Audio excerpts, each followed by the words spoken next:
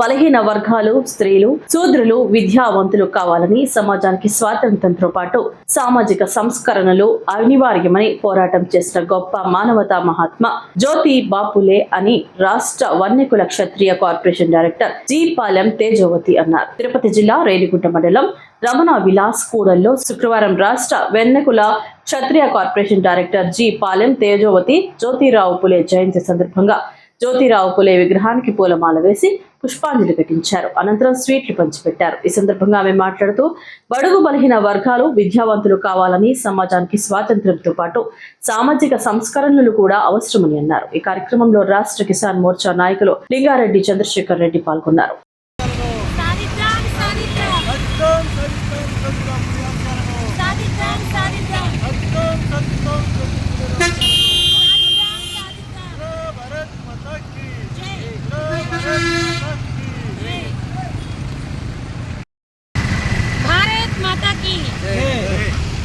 అందరికీ నమస్కారం.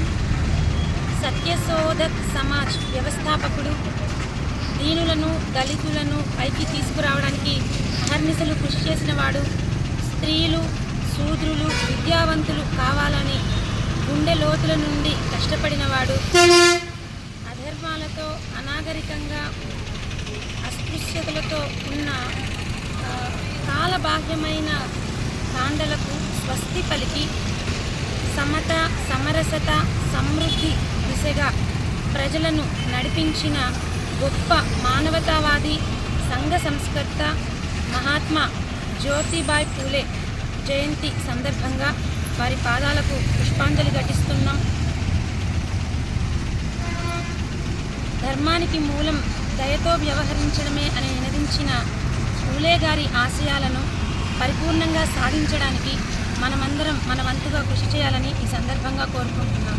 జై హింద్.